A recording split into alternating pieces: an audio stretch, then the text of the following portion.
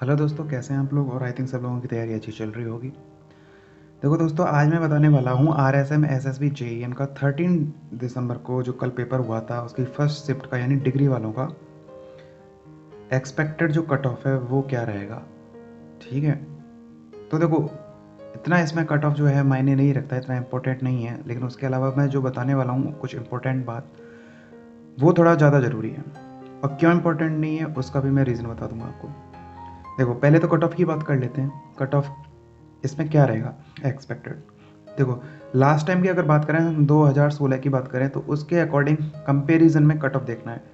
तो 2016 में जो जनरल का जो कट ऑफ था दोस्तों वो था कितना, 85.06। और जो एसटी का कट ऑफ था वो था 70.8। ये कट ऑफ था लास्ट टाइम 2016 का।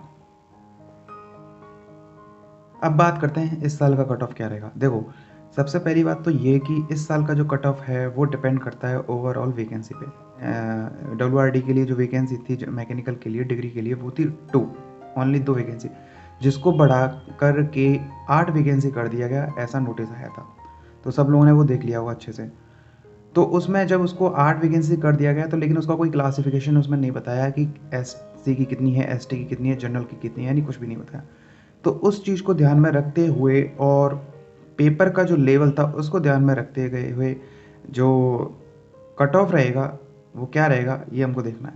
तो देखो सबसे पहली बात तो ये था कि पेपर जो था वो बहुत ज़्यादा इजी था, कोई टफ एंड हाई बिल्कुल कुछ ऐसा नहीं था उस पेपर में।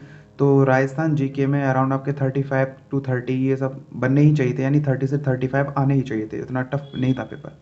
ठीक है, तो ओवरऑल अगर देखा जाए और यहाँ पे सिर्फ 2 ही वैकेंसी की 2 ही कैटेगरी में जनरल और ST की अगर मैं बात करूँ तो इस हिसाब से मैं आपको बता रहा हूँ। बाकी जो ओवरऑल कट ऑफ रहेगा वो जनरल के अकॉर्डिंग ही रहेगा, पहली बात तो ये। ठीक है, मुश्किल से अगर फ़र्क भी हुआ, अगर उन्होंने क्लासीफाई करके अगर आप SC ST में अगर वो वैकेंसी अगर आई भी होंगी उनके लिए, उन्होंने अगर ऐसा कुछ पैटर्न रखा होगा तो उस हिसाब से भी ST की वैकेंसी मुश्किल से 4-5 नंबर कम रहेगी। ठीक है, और पेपर बिल्कुल ज़्यादा बिल्कुल भी टफ नहीं था, बहुत ईजी पेपर था।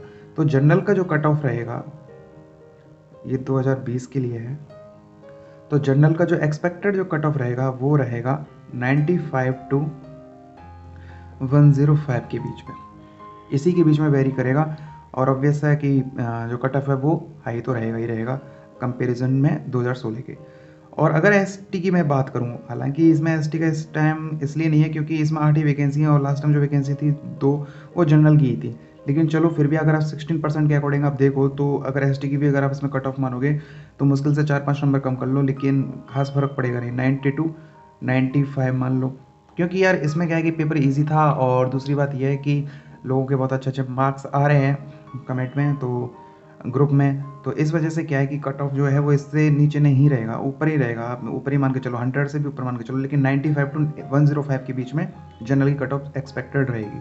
अब देखो, अब इस चीज़ का फ़र्क नहीं पड़ना चाहिए, उसका रीज़न है क्यों। देखो वैकेंसी बहुत कम थी, लेकिन आपको अपना टारगेट फिक्स करके रखना है कि हम किस एग्ज़ाम के लिए पढ़ रहे हैं। क्योंकि देखो 26 को भी पेपर है, उसमें 14 वैकेंसी हैं।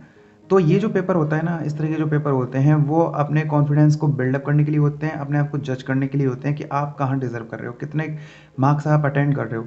ठीक है ना, क्योंकि देखो इतनी जब कम वैकेंसी होती है ना तो ये पूरा लक फैक्टर रहता है, क्योंकि सब लोग तैयारी कर रहे हैं, सब अच्छे से सबकी तैयारी रहती है, टेक्निकल भी सबका अच्छा रहता है। कहाँ फ़र्क आ जाएगा, राजस्थान जीके पे। क्यों आ जाएगा, क्योंकि किसी का ये हाई फाई रहेगा, किसी का कमज़ोर रहेगा। क्यों रहेगा, क्योंकि टाइम पे डिपेंड करता है कौन कब से तैयारी कर रहा है। ठीक है ना।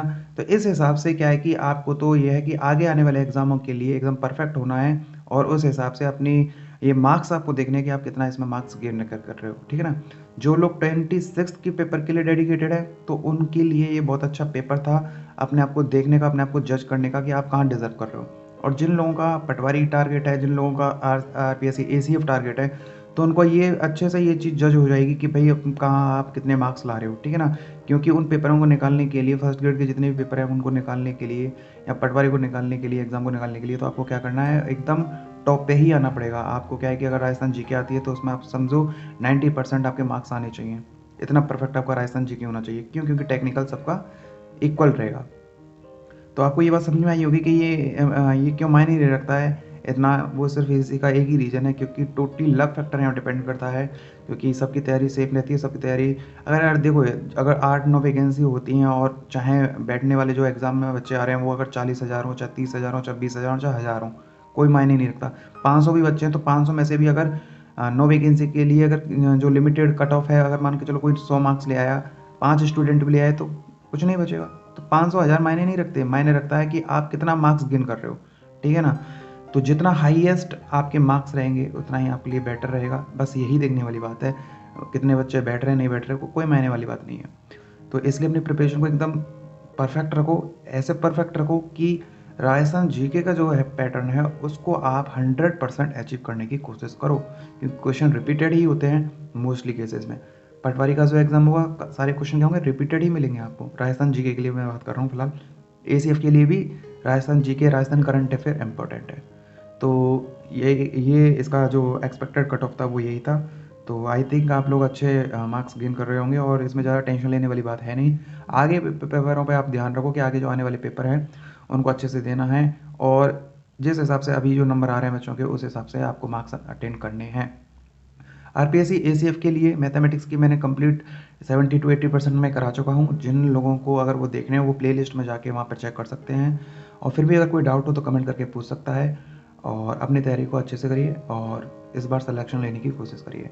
ये वैकेंसी जो है वो बार बार नहीं आती हैं, अच्छी खासी वैकेंसी आई हुई हैं पटवारी में भी, एसीएफ में भी, और आप लोग एनटीपीसी की भी तैयारी कर रहे होंगे तो कुछ ऐसा पैटर्न बना के रखो जिससे सब लोग ये जो तैयारी के सब्जेक्ट हैं वो कॉमन करके और उनमें महारत हासिल करने की कोशिश करो, क्योंकि पढ़ना सब कुछ पड़ेगा। क्योंकि एक पेपर के ही पीछे भागोगे तो मिलना जाना बहुत थोड़ा टफ हो जाता है। मैं ये नहीं कह रहा नहीं होगा, लेकिन टफ हो जाता है। इसलिए कोशिश करो कि सब कुछ पढ़ने की, और जिससे कोई ना कोई आपका एग्ज़ाम निकले। मिलते हैं नेक्स्ट वीडियो में, बाय बाय, टेक केयर।